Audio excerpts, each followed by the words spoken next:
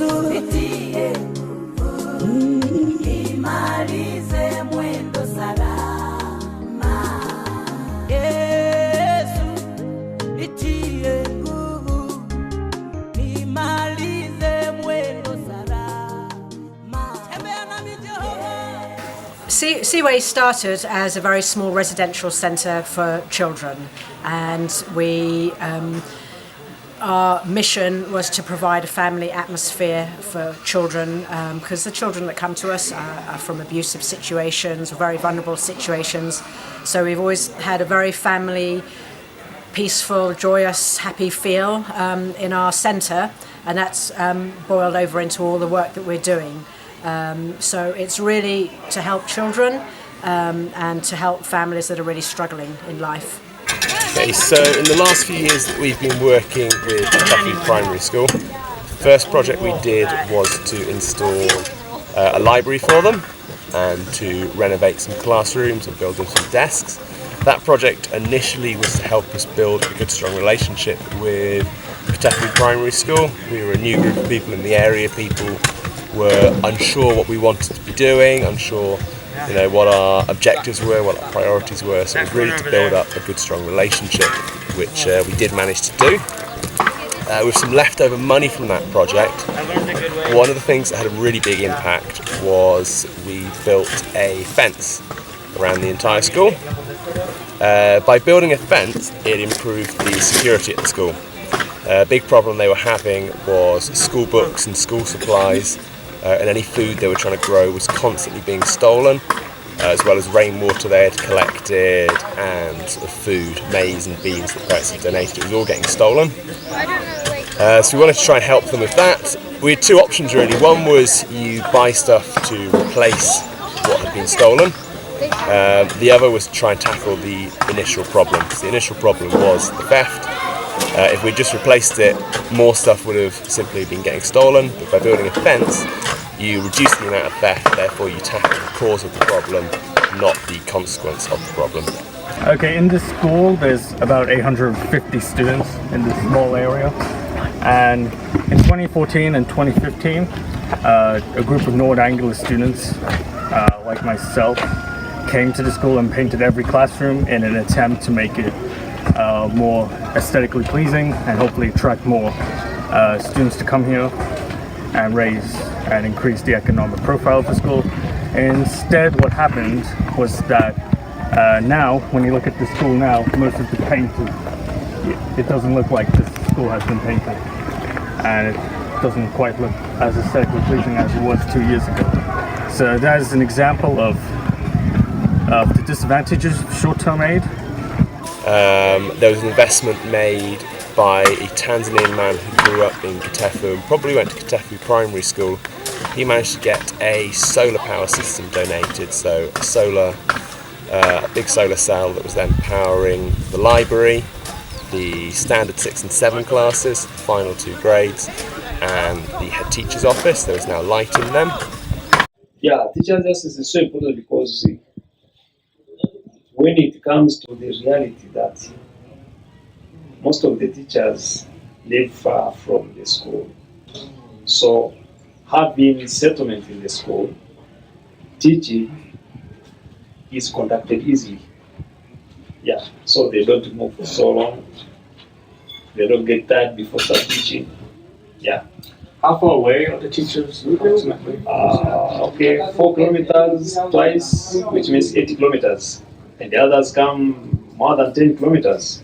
Yeah. They're living much closer, they're spending less money on accommodation, and they are spending less money on transport, which, although we've not increased their salary, we've decreased their expenditure, which has increased their amount of disposable income. So that makes them happier, they've got more money, they're living closer to the school, they're living in a really good environment. So in terms of dealing with rainfall, they have, North Angular has also invested in rainwater harvesting, which is an example of appropriate technology, which has received money from Save the Rain charity as well. And that is useful in collecting water in times of drought, where where water is not so accessible as well. And also it helps against flooding as well, because by preventing, if there's massive rainfall, if you're storing all the water there on the roofs, less water ends up on the ground, which means that drains will get overflooded. When your teachers are happier, they're going to want to work harder. Big knock-on impact that has had is there's loads of teachers that are now running longer work days, so students can have more lessons, especially the standard 6 and 7 classes. They've been doing extracurricular lessons on Saturdays and even Sundays running up to their exams. The impact that has had this year is that 77 out of 85 students have graduated from standard 7, so they've passed primary and now can go on to secondary. That's up from about 30, 40 maybe that were graduating the year before and in previous years, so it's a huge increase that those houses and the motivation teachers now has had on Katafi Primary School. The goat sheds, if you manage your goat shed and your goat really well, you can actually make an income from it. So the very first goat shed we built was about 10 years ago up on Mount Meru for a lady who was really struggling. She bred from her female goat, she sold the offspring, she eventually bought a cow and also used the cow to provide income. She was able to repair her house and also support her children through their schooling. So yeah, it can have a huge impact on somebody's life. So, hey guys, what did you do today? Today we built a goat shed for this family. Okay. So how do you think it will help the family? I think it gives them a better place to store their goats. So in the rainy season, their goats don't get the diseases from the rain. And also, if we give them another goat, they can get more milk, and also when it dies, they can get it too. Okay, do you think this is a form of short-term or long-term aid? Well, it really depends. I mean, I don't know how long. It depends how well how much they take care of the thing that we just bought, and how well we put it together. So we put it together pretty well. So I think it will last quite long. Yeah.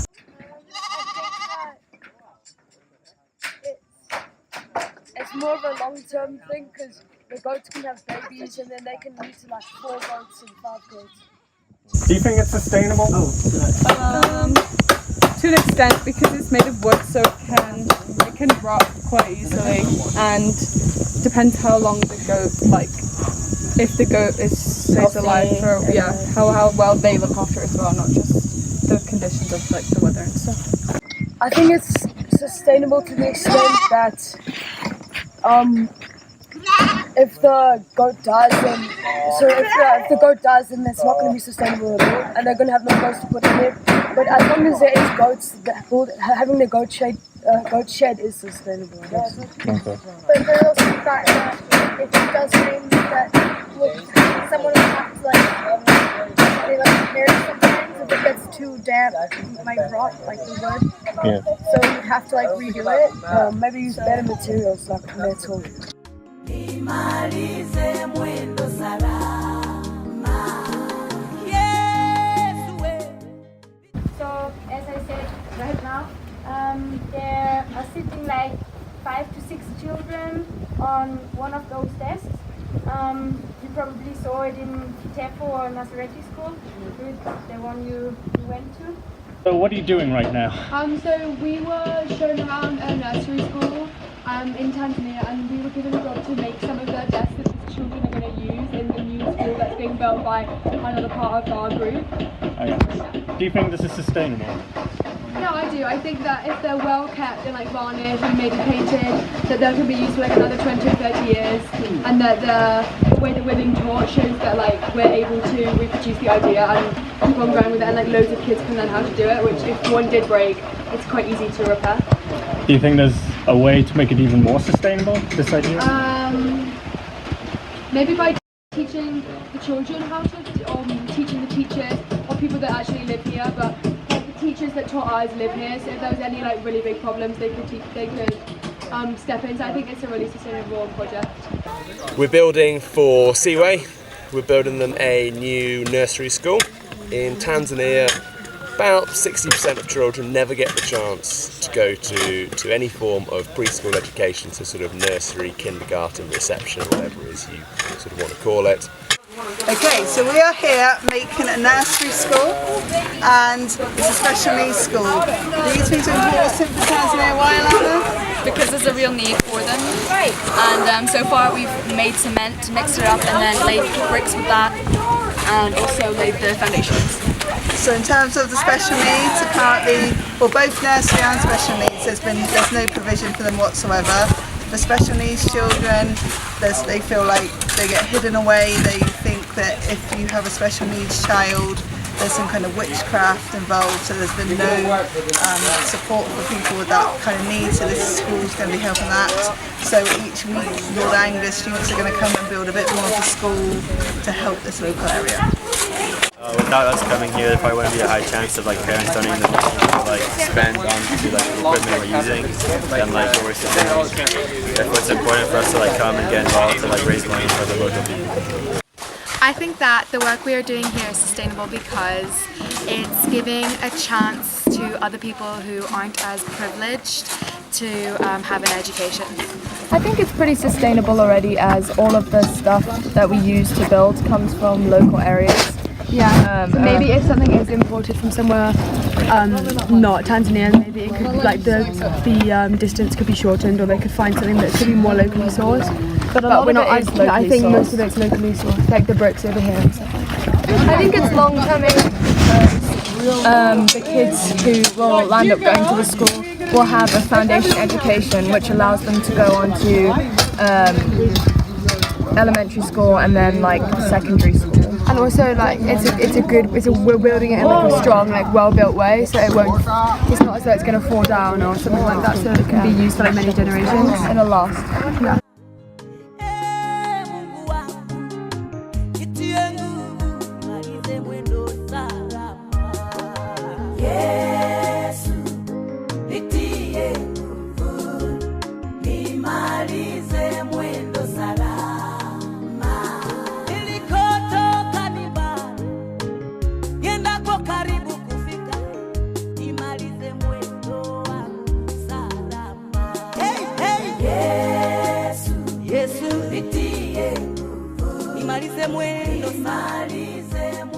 I think it's important that local people and then obviously foreign volunteers such as us help create connections between doing volunteer work like this, because it improves the global goals, and for example goal 17 creates connections between people.